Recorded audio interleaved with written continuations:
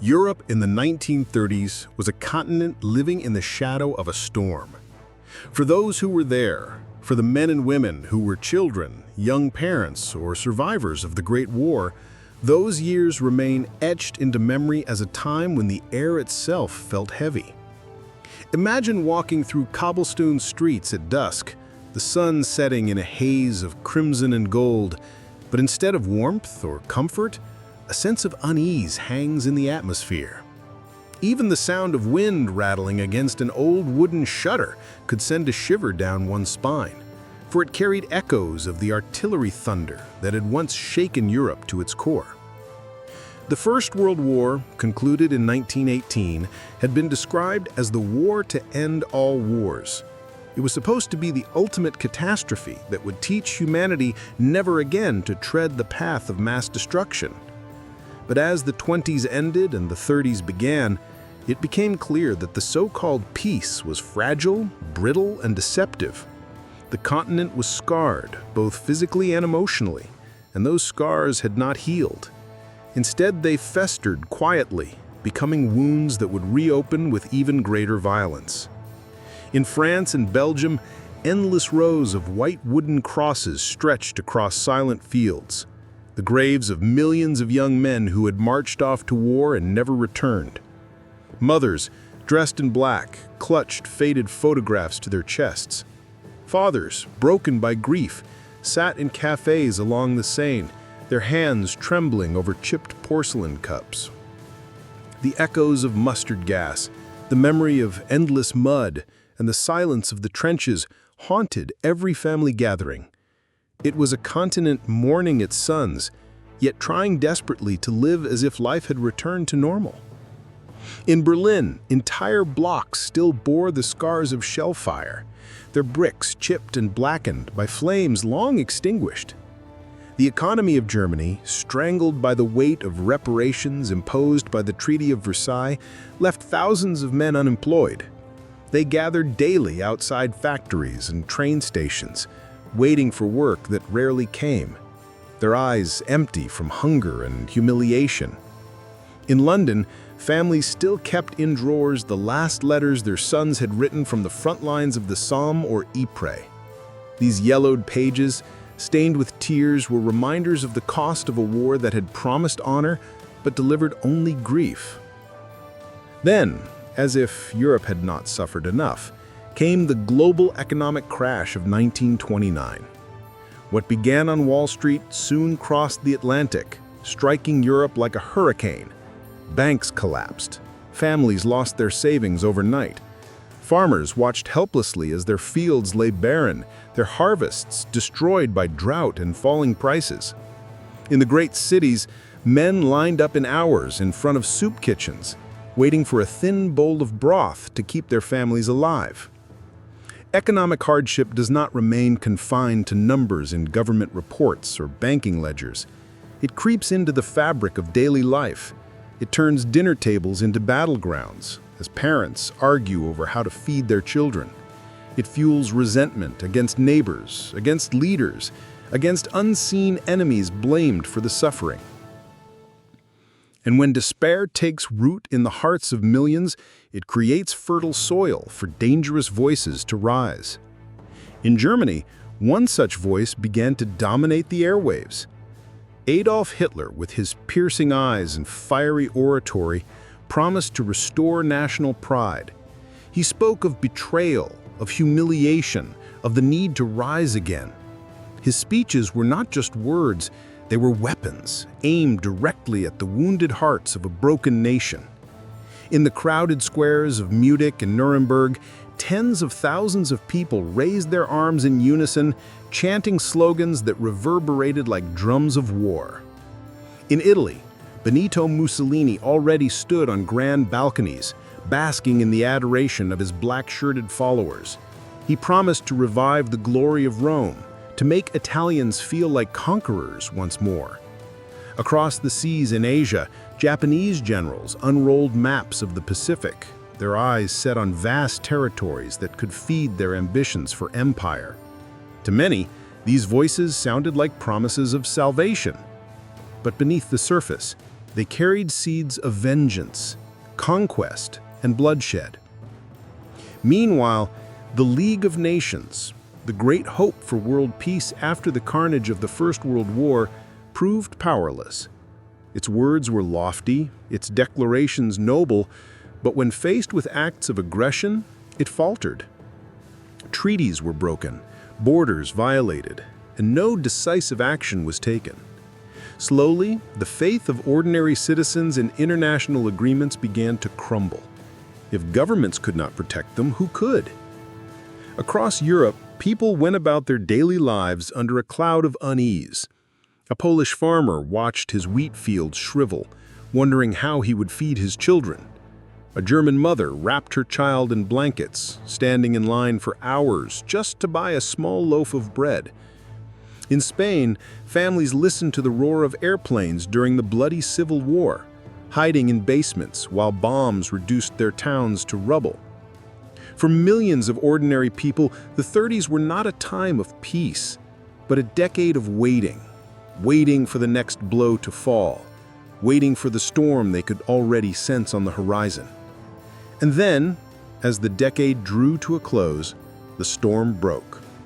On the morning of September 1st, 1939, German forces crossed into Poland. The sound of their boots, the roar of tanks, and the whistle of artillery shells announced the beginning of a new nightmare. What had been feared, what had been whispered about in cafes and kitchens and schoolyards was now reality. The world was once again at war. The memories of that time are not just historical facts printed in books. They are living echoes, carried in the hearts of those who survived. They are the sirens that screamed in the night, the smoke that blackened the skies, the fear in a mother's eyes as she held her child in the darkness of a cellar. They are the final waves of young soldiers, boys barely out of school, boarding trains toward a front from which many would never return. This is why we begin our journey here, in the shadows of the 1930s, not merely to recount battles or name leaders, but to remember the lives caught in the storm, to understand why the darkness spread and why peace proved so fragile. And above all, to honor the millions who lived through those years, whose voices may now be faint, but whose memories still echo through time.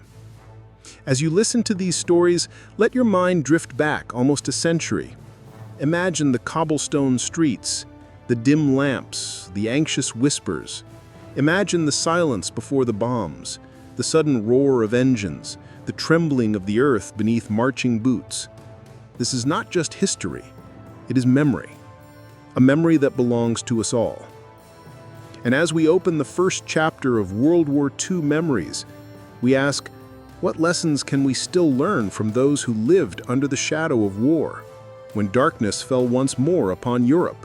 If the First World War had closed in 1918 with the ringing of church bells across Europe, the decade that followed did not deliver the peace so many had longed for. Instead, the continent found itself stumbling through ruins, streets scarred by shells, families broken by grief, and nations shackled by the weight of war reparations. The conflict that was supposed to end all wars had not truly ended, it had only paused, leaving behind wounds that refused to heal. In the north of France, gold and wheat fields that once fed entire provinces had been transformed into barren wastelands. Farmers returned to their land only to find twisted iron buried beneath the soil, unexploded shells lying silently beneath the earth like sleeping beasts, ready to awaken at any careless touch. Villages, rebuilt from rubble, still carried the smell of smoke and gunpowder. For those who lived there, even the act of breathing the morning air could trigger memories of trenches drowned in mud, of comrades lost in the fog, of nights when the sky itself seemed aflame. In Germany, the humiliation of defeat, combined with the crushing reparations of the Treaty of Versailles, created a national wound that cut deeper every year. The German mark lost its value so catastrophically that workers would carry wheelbarrows of banknotes just to buy a loaf of bread. Stories circulated of thieves who ignored the paper money and stole only the wheelbarrows because the wood was worth more than the banknotes it carried. These tales, told with bitter laughter, were symbols of a country brought to its knees. The great cities of Europe, Berlin, Vienna, Budapest, were cloaked in despair. Unemployment soared. Families lived in cramped apartments, selling their furniture, heirlooms, and even their winter coats just to survive. Charity kitchens were overwhelmed, serving endless lines of gaunt, tired men and children whose eyes reflected hunger more than hope. The glitter of the roaring 20s that had briefly shone in New York or Paris seemed like a cruel illusion. In Italy, Mussolini had already seized power in the early 1920s, proclaiming the rebirth of Rome's glory. His voice thundered across piazzas. His black-shirted followers marched in unison, and the people were promised honor, strength, and a return to greatness. Yet behind the grand speeches, ordinary Italians still struggled with rising prices, scarce jobs, and political divisions that pitted neighbor against neighbor. For many young men, the only escape from poverty was to join the paramilitary organizations that glorified war as a path to dignity. The scars of the First World War were not confined to Europe. Across the Atlantic, in the United States, the crash of 1929 sent shockwaves through society. Banks closed, industries collapsed, and the proud skyscrapers of New York looked down upon streets filled with men and women queuing at soup kitchens. Families who had once believed in the promise of the American dream found themselves destitute, clutching tin bowls for watery soup, selling their possessions just to survive another day. For ordinary people, the 30s were not a time of peace, but of waiting. Waiting for work, for food, for stability that never came. The war had ended, but life had not returned to normal. Instead, the suffering of millions provided fertile ground for new voices to rise, voices that promised order, prosperity, and revenge. It was in this vacuum, this space filled with fear and disillusionment, that extremist ideologies found their foothold. The darkness that spread across Europe in the 30s was not sudden, it was gradual, like twilight turning into night. Every broken promise, every failed treaty, every empty stomach added another layer to the gloom. The League of Nations, born out of hope, became a symbol of impotence. Its declarations carried lofty words but little weight. Aggressors defied its resolutions without consequence, and trust in international order crumbled. Ordinary men and women began to wonder, if peace treaties could be ignored so easily, what future awaited their children? These were the unhealed wounds of a continent still recovering from its last great tragedy. Wounds that bled quietly, wounds that hardened into bitterness, wounds that awaited only a spark to ignite into fire. And as the 30s advanced, that spark drew closer. The gathering darkness was not just in the speeches of politicians or the headlines of newspapers. It was in the everyday lives of millions. A German boy in a gray school uniform recited slogans he barely understood while his teacher looked on with weary eyes. A Spanish child huddled in a cellar, covering her ears against the thunder of bombs. A Polish farmer gazed across his cracked fields, wondering how long before foreign armies marched across them. The First World War had ended, but the Second was already being born. Its roots lay in economic collapse, in political betrayal, in the unresolved grief of millions. It grew quietly, like a storm gathering over the horizon. And when it finally struck in September of 1939, the world would once again be plunged into chaos and bloodshed. As we begin this series, let us remember, these are not just dates on a page. They are lived experiences, memories carried by those who came before us. The elderly men and women who still recall nights of hunger, the shriek of sirens, the the trembling of the earth under marching boots. They remind us that history is not distant. It is alive in memory. And through their stories, we can understand why peace is so fragile and why the darkness of war must never be allowed to return. The decade after the Great Depression was not merely a time of economic hardship. It was the breeding ground for something far darker, an ideology that promised salvation but carried within it the seeds of destruction. To understand how the world stumbled into the abyss of the Second World War, we must first witness how men like Adolf Hitler and Benito Mussolini rose to power, and how their vision of strength and glory took root in societies weakened by despair. Germany, in the early 1930s, was a nation on its knees. The humiliation of defeat in the First World War, cemented by the Treaty of Versailles, had left the German people bitter and broken. Reparations payments drained the economy. Factories stood silent. Unemployment soared to unprecedented levels, leaving families in misery. Inflation had ravaged the currency so severely that wages were carried home in wheelbarrows of worthless notes. Bread, once the most basic necessity, had become a luxury. It was in this environment of humiliation and hunger that Adolf Hitler's voice began to resonate. A former soldier who had felt the mud and terror of the trenches himself, Hitler spoke not with the dry precision of a bureaucrat, but with the fire of a preacher. His speeches were not polished essays, they were storms. His words cut into the hearts of those who listened, stirring emotions of anger, pride, and longing. He painted a vision of a renewed Germany, rising from ashes, powerful once more, and avenging the disgrace of Versailles.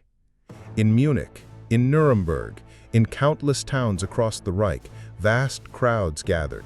They stood shoulder to shoulder, raising their arms in unison, shouting "Heil," as though the simple gesture could erase their suffering.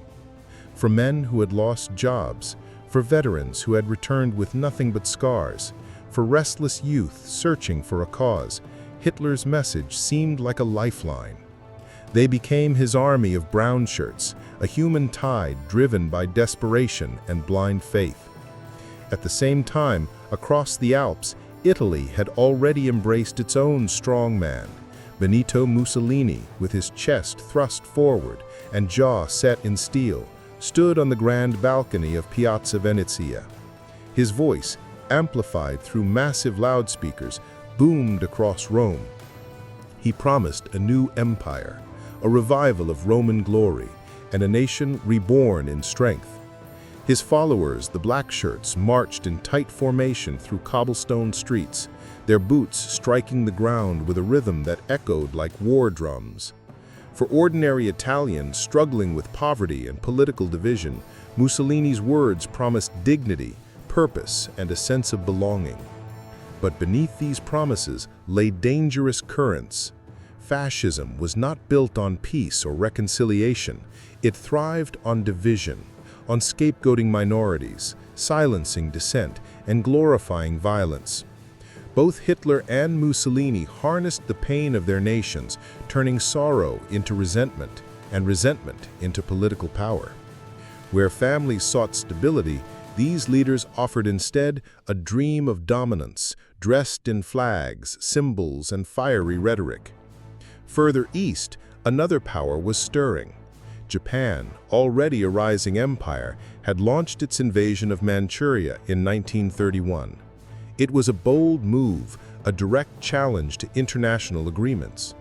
In Tokyo, military generals pored over maps, drawing ambitious red lines across China, Korea, and the Pacific. To the Japanese leadership, expansion was destiny, a natural right. To the rest of Asia, it was the beginning of a nightmare. Towns and villages across Manchuria were razed, their people displaced, their lives shattered by the ambitions of an empire hungry for resources and recognition. The League of Nations, the great institution created after the First World War to prevent further conflict, revealed itself as powerless. It issued statements of condemnation, drafted resolutions, and held long conferences. But when confronted with actual aggression, from Japan in Asia, from Mussolini in Ethiopia, from Hitler in Europe, it could do nothing. Nations like Britain and France, still exhausted from the Great War and wary of confrontation, turned to appeasement. They believed that by conceding small demands, they could avoid another catastrophe. But to leaders like Hitler, every concession was not a gesture of peace, but an invitation to take more. The annexation of Austria in 1938, known as the Anschluss, was met with little resistance. Crowds in Vienna cheered as German troops marched in, their tanks rolling under garlands of flowers. To the outside world, it was a shock, but to Hitler, it was only the beginning. The Sudetenland followed soon after, handed over through the Munich Agreement in the same year. British Prime Minister Neville Chamberlain returned home, holding a piece of paper aloft, declaring, "Peace for our time." Yet in the hearts of many Europeans, there was no peace, but only a growing sense that the world was inching closer to catastrophe. And throughout all of this, ordinary people lived their daily lives under a blanket of uncertainty. In small Polish villages, farmers heard whispers that Germany's gaze was fixed on their land, and they wondered how long it would be before foreign soldiers marched across their fields. In Spain, a bloody civil war raged between brothers and neighbors, tearing families apart and turning cities into rubble. For many across Europe, the Spanish Civil War felt like a rehearsal for something greater, a dark preview of what was to come. To live in the 1930s was to live in waiting, waiting for work, waiting for bread, waiting for the other shoe to drop. The sense of foreboding grew with each passing year. For a world still recovering from the last war, it was almost impossible to accept that another, far more devastating conflict was about to begin. These were the years when hope and despair lived side by side. They were the years when old promises of peace clashed with new promises of power. They were the years when millions of ordinary people carried on with their daily routines, tending fields, raising children, praying in quiet chapels, while above them, the clouds of war thickened. The Second World War did not erupt out of nowhere. It was born in these very years, in the silence of abandoned villages, in the anger of the unemployed, in the hunger of children, and in the speeches of men who promised the world and delivered destruction. As the decade drew to its tragic close, the darkness became too heavy to ignore. On the morning of September 1st, 1939, the storm that had been brewing for so long finally broke. Germany invaded Poland, and the world was plunged once more into a nightmare from which it would take generations to awaken. This is the story we begin to tell, not only of armies and leaders, but of people, ordinary men and women whose lives were forever changed by forces beyond their control. This series, World War II Memories, will guide us through those years of darkness, part by part, voice by voice, memory by memory. And as we journey through this history together, we will ask ourselves, could it all have been prevented? Or was the storm inevitable given the unhealed wounds of the past? The wail of air raid sirens split the night sky over Madrid. For those who lived through those years, that sound still echoes in their ears like a haunting melody of terror. Families clutched one another as they rushed down into damp cellars, shielding children from the trembling walls. Above them, the roar of engines grew louder, followed by the whistle of bombs slicing through the air before crashing into streets, homes, and markets. In those moments, the Spanish capital became a fiery inferno. Entire neighborhoods vanished under clouds of dust and flame. For many survivors, the Spanish Civil War was not just a domestic tragedy. It was the chilling prelude to a global catastrophe that would soon engulf the entire world. Spain in the early 1930s was a country searching for its identity. After centuries of monarchy, the Second Spanish Republic was proclaimed in 1931, raising hopes of a new era of democracy and reform. Workers believed their struggles would be recognized. Women dreamed of greater freedoms. Peasants longed for land redistribution and dignity. But those dreams quickly collided with resistance from powerful landowners, the church, and conservative forces who saw the Republic as a threat to tradition and order. By 1936, Spain was a nation divided in half, one half yearning for progress, the other clinging to the past. The breaking point came in July 1936, when a group of generals led by Francisco Franco launched a military coup against the Republican government. At first, many assumed it would be a swift putsch, perhaps resolved in days.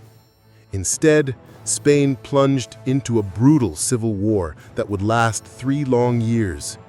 Cities, villages, and families were torn apart, and the nation became a battlefield not only for Spaniards, but for the rival ideologies of the wider world. Franco's nationalist forces were not alone. Across the border, Adolf Hitler saw in Spain a perfect testing ground for his growing war machine. The German Luftwaffe, still officially forbidden by the Treaty of Versailles, now had the chance to practice its tactics. The infamous Stuka dive bombers, with their terrifying sirens, were unleashed on Spanish towns, sowing panic and destruction. Benito Mussolini, eager to expand Italy's influence and prove the strength of fascism, sent tens of thousands of Italian troops to fight alongside Franco's army. On the other side stood the Republicans, backed, though inconsistently, by the Soviet Union. Moscow supplied weapons, tanks, and military advisors, turning the conflict into a proxy war between fascism and communism. Yet the Republic's strongest lifeline came from ordinary men and women across the globe. Thousands of volunteers traveled to Spain, forming the international brigades. Students from Paris, workers from London, intellectuals from New York, and even young idealists from faraway colonies risked everything to fight for democracy and freedom. They sang songs of solidarity, marched with rifles that were often outdated, and stood their ground against better-equipped nationalist forces.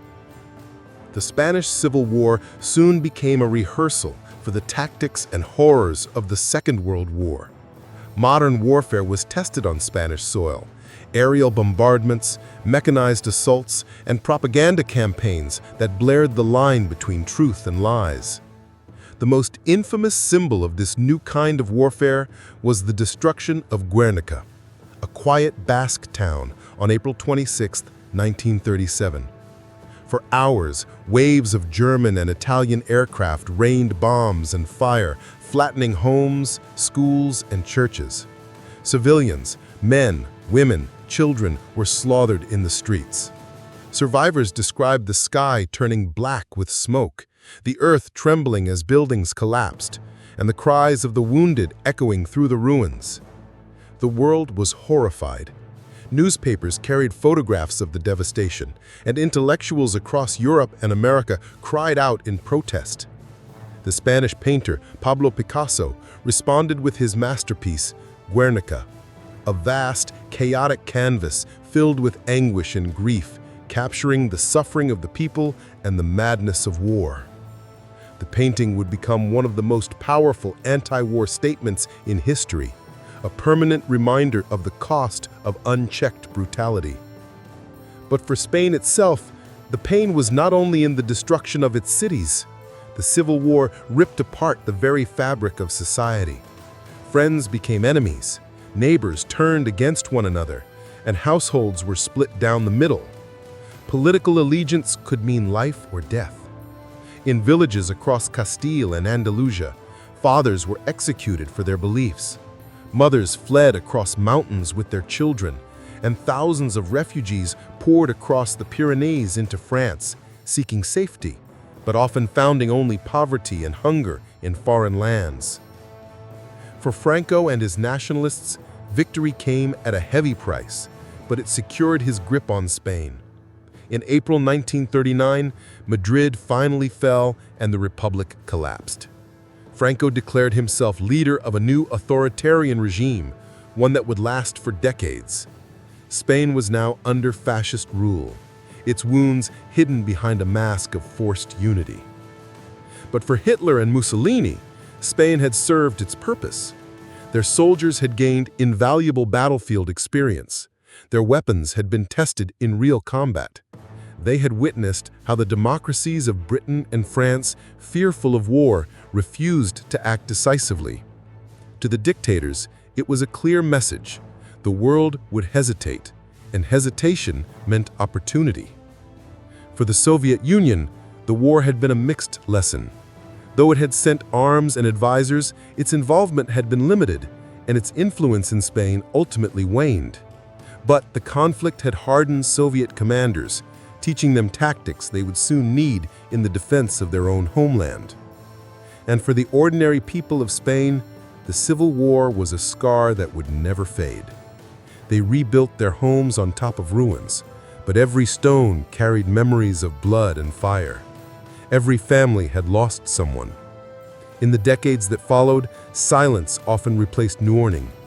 Many chose not to speak of those years, but the pain lingered in their hearts, passed down in whispers to children and grandchildren. The Spanish Civil War was not just a conflict between two factions of one country. It was a stage on which the great ideologies of the 20th century, fascism, communism, and democracy, tested their strength against one another. It was, in every sense, the overture to the storm. When German bombers descended on Guernica, the world should have seen it for what it was, a preview of the terror to come. When Mussolini's troops marched through Spanish soil, Europe should have recognized the danger. But instead, the great powers looked away, hoping the storm would pass. And because of that hesitation, the storm only grew stronger. By the end of 1939, the curtain of darkness that had been slowly descending over Europe was complete. The Spanish tragedy had concluded, but its echoes rolled across the continent. The dictators were emboldened. The democracies were weary. The people were divided, wounded, and afraid. The stage was set, the actors were ready, and the world was about to witness a performance written in blood. The Spanish Civil War was a rehearsal. The Second World War would be the main act. When we speak of the storm clouds that gathered over Europe in the 1930s, it is easy to forget that the winds of conflict were blowing just as fiercely in the east. While Berlin and Rome were simmering with nationalist fury, another empire, thousands of miles away, was preparing its own path toward dominance. That empire was Japan, a nation that had transformed itself within a few short decades from an isolated island kingdom into a modern military power. Yet behind the veneer of progress, the Japanese state was consumed by ambition, driven by a vision that would ultimately set the Pacific ablaze. Japan in the early 20th century was a nation of contradictions. On one hand, it was deeply rooted in ancient traditions, Shinto shrines, samurai values, and a hierarchical society that revered the emperor as a living god. On the other hand, since the Meiji Restoration of 1868, Japan had rushed headlong into modernization, adopting Western technology, industry, and military practices with astonishing speed. By the 1930s, it had already defeated China in the Sino-Japanese War of 1895 and shocked the world by defeating Russia in 1905, the first time an Asian power had triumphed over a European empire in modern warfare. This rapid rise, however, came at a cost. Japan was a nation with limited natural resources, but with a rapidly growing population and a thirst for recognition as a global power. To sustain its industrial expansion, it needed access to coal, iron, and above all, oil.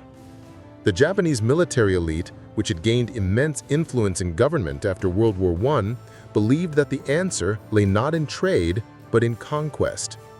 They looked across the sea to China, Korea, and the Pacific Islands, lands rich in resources and strategic value, and saw an opportunity to carve out what they called the Greater East Asia Co-Prosperity Sphere. To their citizens, they sold the dream of a united Asia, free from Western colonial domination. But in reality, it was a vision of Japanese supremacy. In 1931, this ambition took its first dramatic step. Japanese troops staged the so-called Mukden Incident, a manufactured excuse to invade Manchuria, a vast region of northeastern China. Within months, they had occupied the territory and declared the creation of a puppet state, Manchukuo, with the last Qing emperor Puyi as its figurehead. To the world, it was presented as liberation. To the Chinese people, it was an invasion, accompanied by violence, forced labor, and a loss of sovereignty. The League of Nations once again proved powerless. Its officials condemned Japan's actions, but the condemnation carried no teeth. Japan simply withdrew from the League in 1933, signaling to the world that it no longer cared for international opinion. For the Japanese military, this was a victory greater than any battlefield triumph. It meant they could act without meaningful interference. The occupation of Manchuria was not the end, but the beginning. In 1937, a new conflict erupted, the Second Sino-Japanese War. Japanese forces launched a full-scale invasion of China, sweeping into Beijing, Shanghai, and Nanjing. The fighting was brutal, modern, and merciless. Entire cities were bombarded from the air. Tanks rolled through ancient streets. Soldiers clashed in battles that foreshadowed the mechanized destruction soon to be unleashed on Europe. The human cost was staggering.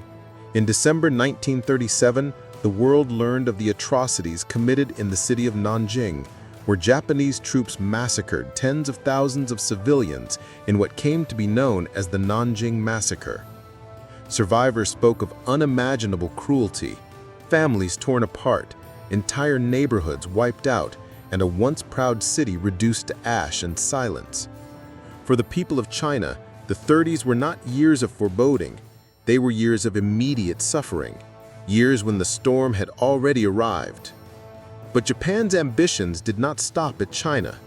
Military planners envisioned dominance over the Pacific, a vast ocean that they believed should be theirs to control. They looked southward toward the rich colonies of Southeast Asia, the oil fields of the Dutch East Indies, the rubber plantations of Malaya, the strategic routes of the Philippines. Each conquest, they believed, would strengthen the empire, feed its industries, and cement its place as the leader of Asia. In Tokyo, propaganda filled newspapers, radio broadcasts, and schools. Children were taught that Japan had a sacred mission to liberate Asia from Western powers, to create a new order where the rising sun would shine on all nations. The idea was intoxicating. For many ordinary Japanese citizens still struggling with the economic aftershocks of the Depression, it provided a sense of pride and purpose. Young men dreamed of serving the emperor in distant lands. Families prayed for their sons, even as they sent them off to war. Yet beneath the patriotic fervor lay a harsher reality. Conquest required sacrifice. Food was rationed, resources were directed toward the military, and dissent was crushed. Those who dared to question the path of militarism risked prison, or worse. Japan, once a nation balancing tradition and modernization, had become a society dominated by generals, admirals, and the ever-present symbol of the emperor, whose divine image was invoked to justify aggression. Meanwhile, the world looked on with a mixture of fear and hesitation. The United States, still reeling from the Great Depression, clung to isolationism. Britain and France, consumed by their own economic woes and wary of another devastating war, avoided direct confrontation. China, though vast, was fragmented and ill-prepared for modern warfare. The result was predictable.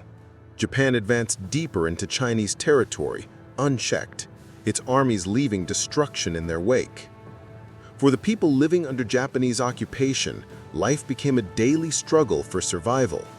Farmers saw their harvests seized, villages were burned, their inhabitants forced to flee or work as laborers for the empire.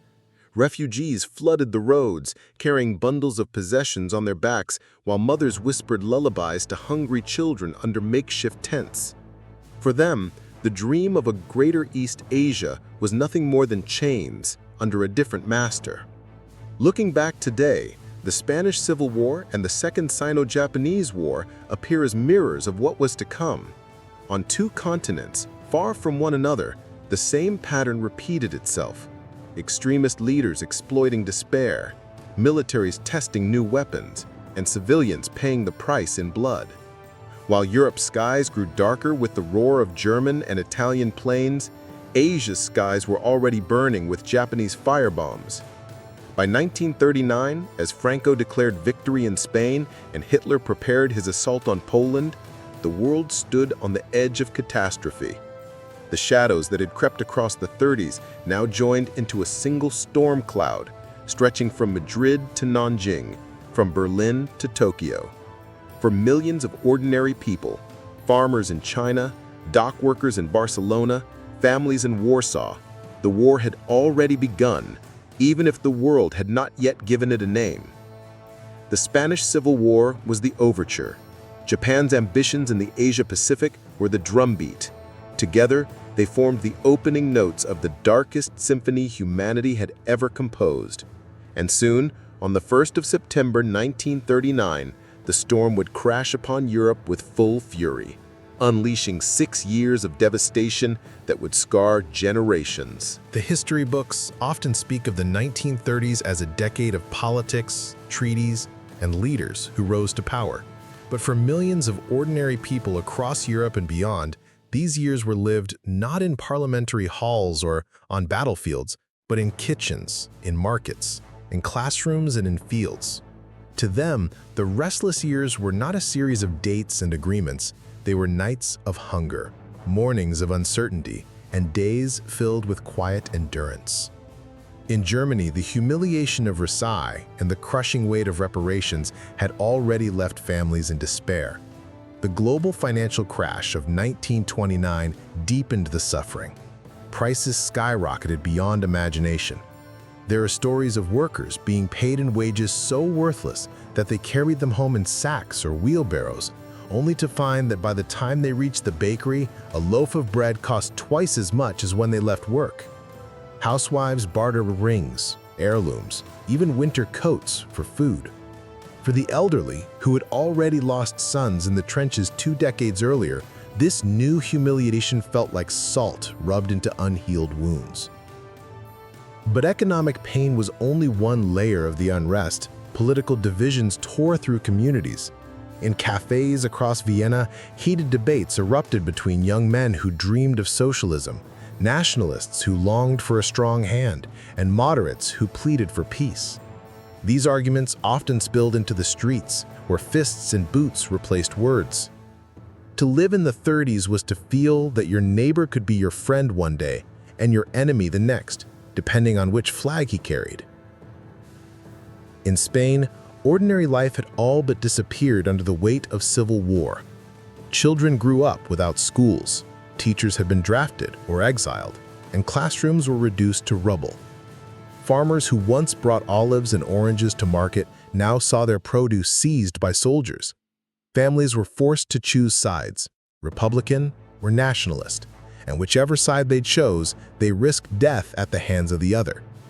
For many Spanish families, the war was not a distant political quarrel, it was a knife cutting through their very household.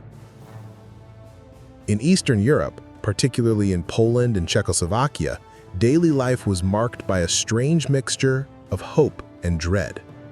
On one hand, these nations had only recently secured their independence after centuries of domination by empires. On the other hand, they lived under the constant shadow of their powerful neighbors, Germany to the west, the Soviet Union to the east. Rumors of invasions, secret deals, and shifting alliances filled the air. Fathers whispered at the dinner table about whether they would be called to defend their homeland. Mothers quietly stocked food, preparing for a war that seemed both unimaginable and inevitable. Even in Britain and France, where the cannons had fallen silent more than a decade earlier, the restlessness was palpable. Many men carried the scars of the trenches, missing limbs, haunted eyes, memories they rarely spoke of. The young generation, those born after 1918, grew up surrounded by silence, sensing the unspoken grief of their parents. The fear was not shouted, it was whispered, in the way families spoke about rationing, about debts, about the uncertain future. In the countryside, life carried on with its own rhythm, plowing fields, harvesting crops, celebrating weddings and births. Yet even in these rural areas, the storm could be felt. Radios crackled with news of Hitler's speeches, Mussolini's parades, and the battles raging in Spain. Farmers would gather in taverns after long days in the fields, listening in silence as voices from Berlin or Rome filled the airwaves. The words were foreign, but the tone was unmistakable. War was coming. In the cities, the restlessness took on a different form. Berlin, once a hub of art and culture in the 20s, became a city draped in swastikas. The theaters and cabarets that had thrived in the Weimar era were shuttered or censored. Jazz, once celebrated, was condemned as degenerate. Friends who once danced together now eyed each other with suspicion. A wrong word could bring the knock on the door at midnight. The Gestapo was everywhere, and fear became a constant companion. Paris, by contrast, tried to cling to its old glamour. The cafes along the Seine still served coffee, the theaters still opened their doors, and painters still set up their easels in Montmartre. Yet beneath the laughter and the music, there was an uneasy awareness that Europe was teetering on the edge. Refugees from Spain began to arrive, telling stories of bombings, executions, and starvation. For many Parisians, these tales were almost too horrific to believe, yet they could not be ignored. Ordinary people across Europe and Asia found themselves living with contradictions. They wanted peace, but they also longed for stability. They feared war, yet some admired the strongmen who promised order and power. They hated the memories of trenches and bombings, but they also felt the pull of nationalism, the promise that their nation could rise again. It was a time when hearts were torn in two, when hope and fear lived side by side, each day shadowed by uncertainty. And then there were the children, those who would later become the grandparents of today's elderly audiences. Their memories of the 30s are not of grand speeches or political agreements, but of daily survival. They recall the taste of stale bread, the chill of unheated rooms, the fear etched on their mothers' faces. They remember fathers who disappeared, either to prisons, to battlefields, or simply into the night, never to return. For them, the restless years were not an abstract concept, but a lived experience, an atmosphere of waiting, of holding one's breath, of sensing that something catastrophic was about to erupt. The Spanish Civil War had already given a taste of that catastrophe. The images of Guernica, the stories of families torn apart, reached beyond Spain's borders. For those who watched from afar, it was a warning. For those who lived through it, it was reality. The restlessness of the 30s was not just European, it was global. Across the oceans in Asia, Japan's expansion had already brought war to China. Across the Atlantic, the United States struggled to rebuild its economy, retreating into isolation, hoping distance would protect it. Yet as history would soon prove, no distance was safe enough, no border strong enough to stop the storm that was on its way. By the time the decade neared its end, Europe and Asia were like two great forests, dry and brittle after years of drought, ready to ignite at the smallest spark. Leaders spoke of peace, but prepared for war. Ordinary people prayed for stability, yet stockpiled food and whispered about what might come. The restlessness of the 30s was not simply unease, it was the sound of kindling waiting for a match. And when that match was struck, on the 1st of September 1939, the world would see the full blaze. The storm that had been rehearsed in Spain and foreshadowed in Asia would sweep across the globe, consuming everything in its path. But before we arrive at that moment, we must understand how it felt to live in those restless years, when every sunrise brought both hope and fear, and every sunset carried the weight of uncertainty. The 1930s were a decade when the world pretended to believe in peace, even as the foundations of that peace cracked beneath its feet.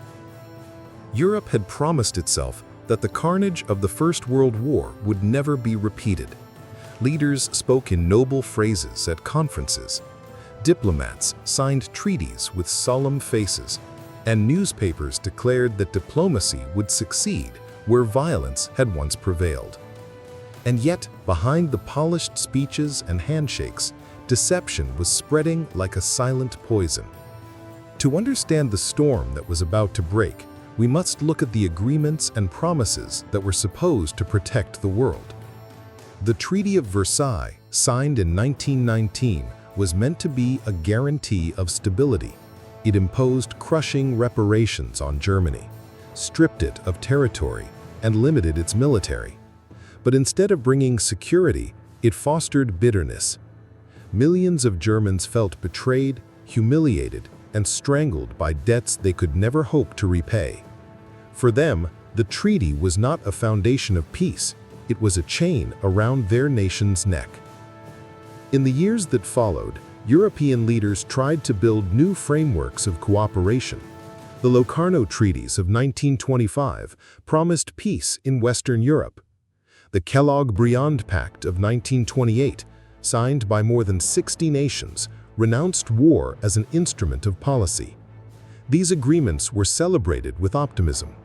Photographs show smiling diplomats, confident that they had safeguarded the future. But paper alone could not contain ambition. And in the smoke-filled rooms of Berlin, Rome, and Tokyo, plans were already being drawn that would shatter those promises. When Hitler rose to power in 1933, he wasted little time in violating the restrictions imposed on Germany. The Reich secretly rearmed, building planes, tanks, and submarines far beyond the limits set by Versailles. Military parades returned to the streets, thinly disguised at first, then flaunted openly as Germany withdrew from the League of Nations. Each step was a calculated gamble, testing the will of Britain and France. Each time, the dictators found the same answer: hesitation, appeasement, silence. Perhaps no moment captured this better than the Munich Agreement of 1938. Czechoslovakia, a young democracy carved out after the First World War, was under threat.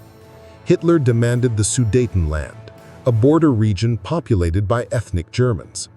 The Czechoslovak government resisted, hoping its allies in France and Britain would stand firm.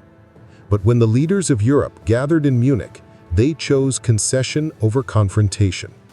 Adolf Hitler, Benito Mussolini, Neville Chamberlain, and Édouard Daladier signed an agreement that handed the Sudetenland to Germany without a single shot being fired. When Chamberlain returned to London, he held up the signed paper and declared, "Peace for our time." The crowds cheered, relieved that war had been avoided. But behind closed doors, there were voices of doubt. Winston Churchill, then a member of Parliament, warned that Britain had suffered a total and unmitigated defeat. History would prove him right. Far from satisfying Hitler, the Munich Agreement only emboldened him. He saw that the great powers were unwilling to fight, and he concluded that he could take more. Deception became the currency of diplomacy. Hitler spoke of peace while planning for war. Mussolini smiled for the cameras while preparing invasions. Joseph Stalin, watching from Moscow, signed a non-aggression pact with Hitler in August 1939, a shocking agreement that stunned the world. The Nazi-Soviet pact promised that Germany and the Soviet Union would not attack one another, and in secret, it divided Eastern Europe between them. For Poland, caught in the middle, it was a death sentence. For ordinary people, the news came in fragments, snippets of headlines, whispered conversations in markets, scratchy voices on the radio. In small towns, people gathered around newspapers pinned to bulletin boards, reading about agreements signed in faraway cities by men in suits. Many wanted to believe these papers would keep their children safe. But others, especially those who had lived through the First World War, recognized the same patterns of false promises and fragile truces. Peace had become an illusion, a mask worn by leaders who spoke of stability while secretly plotting conquest. In the rural heartlands of France, farmers plowed their fields with an uneasy feeling. They remembered the trenches that once cut through their land, the graves that dotted their countryside. In Czechoslovakia, families in the Sudetenland faced the painful reality of becoming part of Germany overnight, their loyalty questioned, their future uncertain. In Poland, school children learned patriotic songs, even as their parents quietly wondered how long it would be before the German army marched across their borders. The international stage was filled with words, but on the ground, the silence of dread grew heavier. Ordinary men and women sensed that treaties, however grand, could not stop the storm. They had seen it before. They knew what happened when ambition went unchecked, when fear outweighed courage, when nations chose to close their eyes rather than confront danger. As the decade drew to an end, the deception could no longer hide the truth. Hitler had already swallowed Austria and the Sudetenland. Mussolini had taken Ethiopia. Japan had marched into China. And Stalin, who many thought would oppose fascism, had instead shaken hands with Hitler, sealing the fate of Eastern Europe. The storm was no longer approaching. It was here, pressing against the borders, waiting for the moment to break. And when the German army crossed into Poland on the 1st of September 1939, the world finally realized that the promises of peace were nothing more than fragile illusions.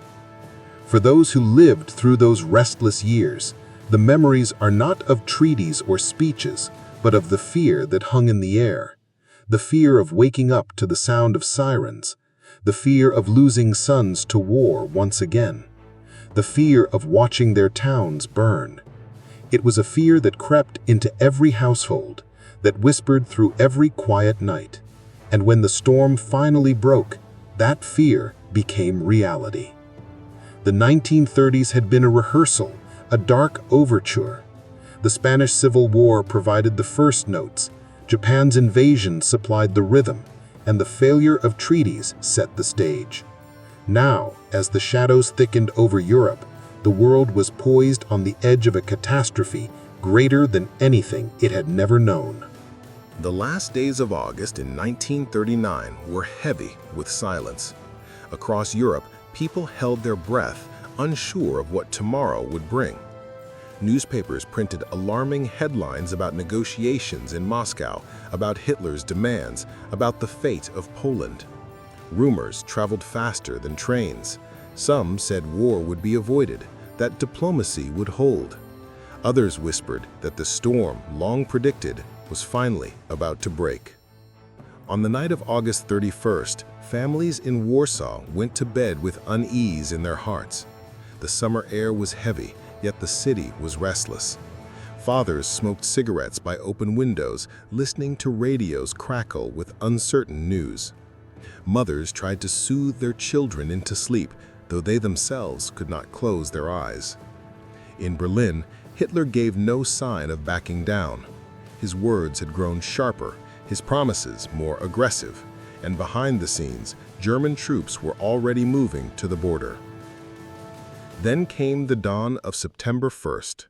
The morning began like any other, with the faint light of the sun breaking through clouds over the Polish countryside. Farmers took to their fields, children prepared for school, and merchants opened their shops. But just after 4 o'clock in the morning, the tranquility was shattered. The German battleship Schleswig-Holstein, anchored near the port of Danzig, unleashed its guns on the Polish garrison at Westerplatte. The thunder of artillery roared across the Baltic Sea. In that instant, the Second World War had begun. At the same time, squadrons of German Stuka dive bombers filled the skies. With their terrifying sirens screaming, they swooped down on Polish towns, releasing bombs that tore through homes, schools, and churches. The city of Wielin was one of the first targets. Within minutes, its streets were engulfed in smoke and fire. Hospitals were reduced to rubble, civilians buried beneath collapsed buildings. Survivors later described the horror, the earth shaking, windows shattering, the air thick with dust and screams. It was a scene eerily reminiscent of Guernica 2 years earlier, but on an even larger scale. The rehearsal had ended. The main act was here. For the Polish people, the war was not an abstract concept debated in parliaments. It was a brutal reality that arrived with fire and steel. Families fled on foot, carrying what little they could. Roads became choked with refugees, mothers pulling children by the hand, old men pushing carts filled with blankets, pots, and photographs. Overhead, German planes circled like hawks, striking columns of civilians with bombs and gunfire. For the first time, the world witnessed what would become a hallmark of this new kind of war: the deliberate targeting of civilians, the destruction of entire towns to break the spirit of a nation. In London, the news reached Prime Minister Neville Chamberlain. Just 11 months earlier, he had stood at the airport waving the Munich Agreement, promising peace for our time. Now that promise lay in ruins. Britain and France issued ultimatums to Germany: withdraw from Poland or face war. Hitler ignored them. On September 3rd, Britain declared war. Hours later, France did the same. The storm that so many had feared, that so many had tried to prevent with treaties and diplomacy, had finally descended. But for the ordinary people of Europe, the declaration was not an event of triumph, it was the confirmation of their worst fears. Elderly men and women who remembered the trenches of 1914 felt their hearts sink. Mothers held their children tightly, knowing what might await them. In villages across Europe, church bells tolled once again, not to celebrate peace, but to signal its end. The world was now divided. On one side stood the Axis powers, Germany, Italy, and Japan, driven by visions of conquest and empire. On the other stood Britain, France, and their allies, determined to resist but still uncertain of their strength. The United States remained distant, hoping to stay out of another European war, while the Soviet Union had entered into its shocking pact with Hitler, waiting for its own opportunity. For those who lived through that September morning, the memory is vivid. A Polish child might recall the sound of bombs waking them before sunrise, the house trembling, their mother rushing them into a cellar while clutching a crucifix. A French farmer might remember hearing the announcement of war on a crackling radio, his mind flashing back to the mud of the Somme. An elderly German woman might recall the jubilation in the streets of Berlin, the flags waving, the speeches thundering, even as she quietly worried for her sons. The fateful day of September 1st was not just the beginning of a war between nations. It was the opening of a new chapter in human history. A chapter that would last 6 long years, span every continent, and claim tens of millions of lives. It was a war that would redraw maps, topple empires, and reshape the world order. But for the people who lived through it, those grand historical consequences meant little compared to the daily struggle for survival. Finding bread, staying warm, keeping family together, praying for loved ones to return. As we close this opening episode, we are left with an image. The early morning sky over Poland, once peaceful, suddenly filled with fire. The thunder of cannons rolling across the horizon. The cries of civilians rising through smoke and rubble. The darkness that had gathered throughout the 1930s had finally descended, and the world stepped into the abyss of war once again. And so, as we move forward in this journey through memory, one question lingers for us all. If the world had listened to the warnings, if the treaties had been stronger, if the leaders had been braver, could the storm of September 1st, 1939 have been avoided? Or was humanity always destined to repeat its darkest chapter? The first day of September, 1939, dawned quietly in the eastern heart of Europe. In the Polish city of Wielun, The streets were still wrapped in slumber when the sound of engines cut through the morning mist.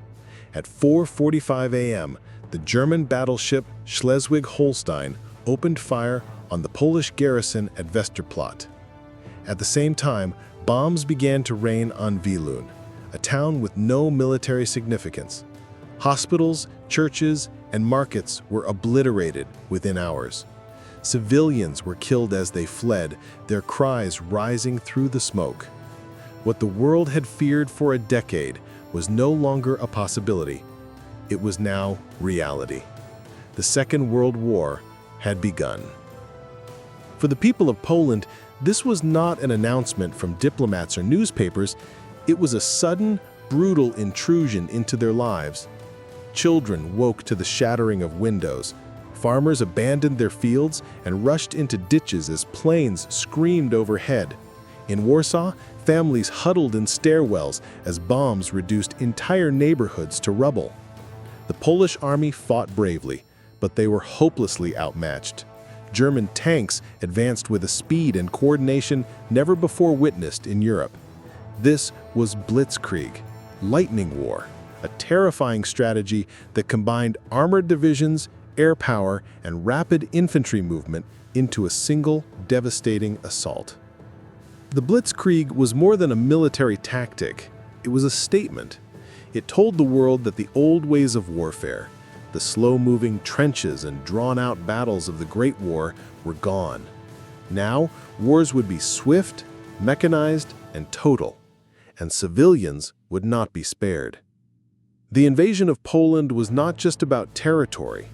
For Hitler, it was about rewriting the map of Europe, erasing the humiliation of Versailles, and fulfilling his dream of Lebensraum, living space for the German people.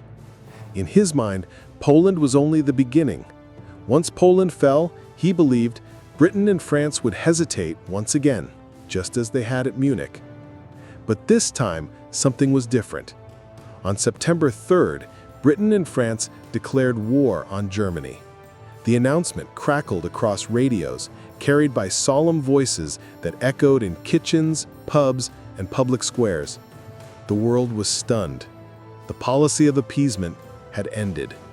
The storm that had been gathering for a decade had broken, and now there was no turning back. In the United Kingdom, the declaration of war was met with a mix of dread and grim determination. People remembered the sacrifices of 1914 to 1918, the millions of lives lost, the families torn apart. Many had hoped never to hear the words, "We are at war," again. Yet when Chamberlain addressed the nation, admitting that Hitler had left them no choice, there was a strange sense of inevitability. The older generation knew what lay ahead: rationing, air raids, letters from the front. The younger generation, many of them teenagers, would soon find themselves wearing uniforms, carrying rifles, and marching off to battlefields they could not yet imagine. In France, the mood was similar. The memory of Verdun and the Marne still haunted every family. Mobilization orders went out across the country. Men packed their bags and kissed their wives and children goodbye. Trains crowded with soldiers left stations to the sound of weeping and patriotic songs. In the cafes of Paris, there was silence. People sipped their wine, read the newspapers, and waited. They had heard these stories before. They had lived through the first catastrophe. And now, they feared, they would live through another. In Germany, the atmosphere was different. The streets of Berlin erupted with cheers. Crowds waved swastika flags, convinced that their leader was leading them toward glory. Propaganda blared from loudspeakers, promising victory, unity, and prosperity. Yet behind the cheers, there were whispers of fear. Older Germans, who had lived through the slaughter of the First World War, wondered what price would be paid this time. Mothers wept quietly as their sons were called to serve. Fathers remembered their own years in the trenches, and some doubted whether this new war would truly bring the honor they had been promised. In Moscow, the Soviet leadership watched carefully. Just days earlier, Stalin had signed the Non-Aggression Pact with Hitler, ensuring that Germany would not attack the Soviet Union, for now. But hidden within the pact was a secret protocol dividing Poland between the two powers. While the world focused on Germany's aggression, the Soviet Union prepared to seize its own share of territory. To many observers, this betrayal of ideals was shocking. The very nation that had once claimed to fight fascism in Spain was now shaking hands with Hitler. Beyond Europe, the echoes of war reached Asia and the Pacific. Japan, already engaged in a brutal conflict in China, saw opportunity. With the Western powers distracted by Europe, Japan could expand further into Southeast Asia, seizing resources it desperately needed. For the people of China, who had been suffering under Japanese occupation since 1937, the outbreak of war in Europe was a bitter irony. Their homeland had been burning for years, yet only when Europe itself was attacked did the world truly awaken. For ordinary families, September 1st was not a date written in history books. It was a lived experience. Imagine a Polish child waking to the roar of Stuka bombers, clutching a small toy as the ceiling above begins to crumble. Imagine a French grandmother who had buried her husband after the Battle of the Marne, now watching her grandsons march off to fight the same enemy. Imagine a German factory worker, proud of his nation's revival, but silently fearing that his son would be swallowed by the same darkness that had devoured his brothers in 1914. The outbreak of the Second World War was not a single explosion, but a chain reaction. The invasion of Poland triggered declarations, alliances, mobilizations. Within days, the war was no longer a European matter. It was a global crisis. Ships sailed across oceans, armies prepared for battle, and millions of ordinary people found themselves swept into a conflict far larger than anything they could control. Looking back today, that fateful morning of September 1st stands as a turning point in history. It was the moment when hope finally gave way to fear, when the fragile illusions of peace collapsed, and when the world was forced to confront the reality it had tried so hard to deny. The darkness that had been gathering throughout the 1930s had now fully descended. As we close this part of our story, let us return to that image, the quiet dawn over Poland, shattered by the roar of guns and the fall of bombs. The storm had begun, and in the episodes ahead, we will follow its path as it spreads across continents, reshaping nations, and leaving scars that endure to this very day. The image remains vivid in memory. A gray dawn in early September of 1939. The faint glow of sunrise over Poland, suddenly shattered by the thunder of artillery and the scream of dive bombers. It was the sound of the 20th century breaking in half. The world, still scarred from the First World War, had once again been hurled into darkness. For ordinary people, that morning did not arrive with the clarity of history books. It came with confusion. Some believed it was a temporary border clash, something that would end in days. Others feared, deep in their bones, that this was the beginning of a catastrophe greater than anything they had endured before. Mothers clutched their children, fathers searched for news, and soldiers rushed to their posts with uncertain hearts. No one could know that this war would last 6 long years, swallowing more than 70 million lives and rewriting the destiny of nations. The 1930s had been a decade of warnings.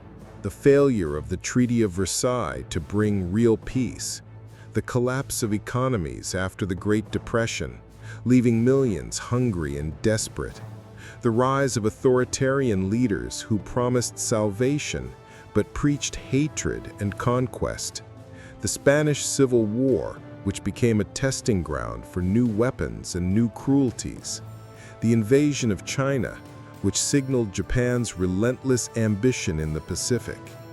Each event was like the tolling of a distant bell. Each year, the ringing grew louder, until finally the sound became deafening on that fateful September morning. And so, as the first episode of World War II Memories draws to a close, we pause here, at the threshold of the storm. We have seen how the darkness gathered, how old wounds were left to fester, how fear and anger were twisted into weapons by men who sought power at any cost. We have witnessed how treaties and promises failed, how democracies faltered, and how ordinary people were left to live in uncertainty, sensing disaster but powerless to stop it. History is often told in terms of battles and dates, of leaders and treaties, but memory is different. Memory is the echo of a siren in the night, the taste of stale bread during a famine, the sight of a neighbor taken away and never seen again. Memory is a grandmother's trembling hands as she folds a letter from a son who never returned from the front. Memory is the silence at the dinner table, when no one dares to speak of the war, but everyone feels its shadow. The darkness that fell upon Europe and Asia in 1939 was not sudden. It was the culmination of years of neglect, mistakes, and deliberate deception. Leaders believed they could tame ambition with agreements on paper. Nations believed they could ignore distant wars and remain safe. Families believed that perhaps this time the storm might pass them by. But history had other plans. As we prepare to move forward in this journey, we invite you to reflect. What would it have been like to live in those years, knowing that something terrible was approaching, but not knowing when it would strike? What would you have done if you were a young father in Warsaw, a mother in Madrid, a farmer in France, or a student in Berlin? Would you have believed in peace, or would you have braced yourself for war? In the next episode, we will follow the story as the storm finally breaks in full force. We will witness the German invasion of Poland, the opening act of the Second World War, and the world's response to a conflict that would soon stretch across continents. For now, let us close this chapter with a solemn truth. The darkness of war does not descend suddenly. It creeps, it gathers, it waits for its moment. And when it comes, it reminds us that peace is never permanent, never guaranteed. It must be defended, nourished, and cherished. This is the message from the darkness of the 1930s, a message whispered across the decades, from those who lived through the storm to those of us who now listen. The past is not merely history, it is a warning. And as we move into the next part of this journey, we must carry that warning with us. For only by remembering the shadows can we truly understand the light.